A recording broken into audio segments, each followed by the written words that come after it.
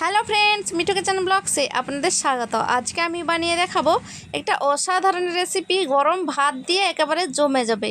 তার জন্য আমার একটা ঝিঙে লাগছে। ঝিঙেটাকে ভালো করে ধুয়ে কেটে নিয়ে সর্ষে তেলের মধ্যে কাঁচা লঙ্কা আর হলুদ সামান্য নুন দিয়ে ঝিঙেটাকে একটু ভেজে নিচ্ছি।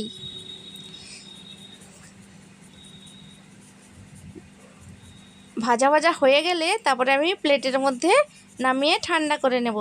এই রেসিপিটা একবার এইভাবে বানিয়ে দেখুন, এতটা দারুণ লাগে না, এক থালা ভাত নিমেষেই উড়ে যাবে শুধু এই রেসিপিটা দিয়েই।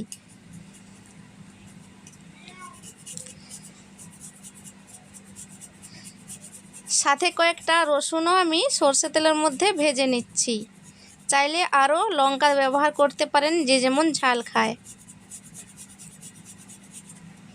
তো ঝিঙেটাকে ঠান্ডা করে মিক্সার জারের মধ্যে রসুন লঙ্কা আর এই ঝিঙেটা দিয়ে একটু পেস্ট করে নেব। চাইলে শিলেও বেটে নিতে পারেন। সামান্য গোটা জিরে দিয়ে ভালো করে পেস্ট করে নিয়েছি। আর এই সর্ষে তেলের মধ্যে আর একটু সর্ষে তেল দিয়ে তেলটা গরম হয়ে যেতেই দিয়ে দিচ্ছি কালো জিরে ফোড়ন। কালো জিরেটা অবশ্যই দিতে হবে, কালো জিরেটা দিলে স্বাদটা দ্বিগুণ হয়ে যায়।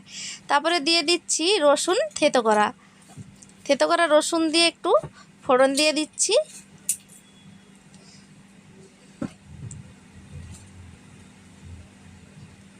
দিয়ে দিচ্ছি পেঁয়াজ কুচিটা দিয়ে একটু ভেজে নিচ্ছি। চাইলে আপনারা কিন্তু পোস্তটা বেটেও দিতে পারেন বা তিল বেটে দিতে পারেন।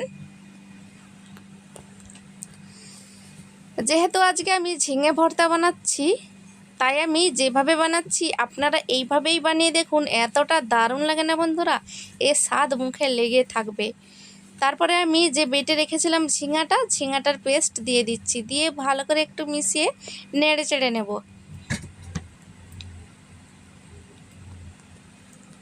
তো ফ্রেন্ডস, পুরো ভিডিওটা দেখে ভালো লাগলে লাইক কমেন্ট শেয়ার করে চ্যানেলটিকে সাবস্ক্রাইব করার অনুরোধ রইল। এইভাবে করে একটু ঘুরিয়ে ঘুরিয়ে রসটাকে শুকনো করে নিতে হবে। সাথে দিয়ে দিচ্ছি পরিমাণ মতো নুন, সামান্য চিনি আর গোটা পোস্ত।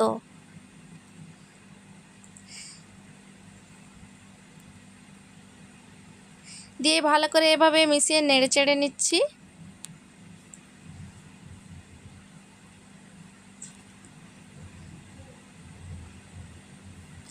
সাথে মিক্সার জারটা ধুয়ে একটু জলও দিয়ে দিয়েছি।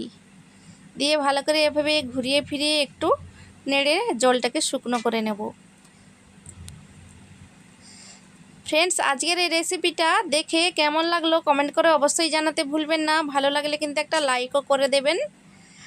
তো দেখুন শুকনো শুকনো করে নিয়েছি। এইবার একটা প্লেটের মধ্যে নামিয়ে নিচ্ছি।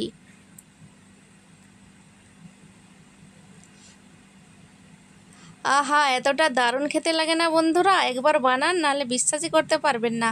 ওপর থেকে একটু কাঁচা সর্ষে তেল, একটু কাঁচা লঙ্কা বা শুকনো লঙ্কা ভাজা দিয়ে দিতে হবে।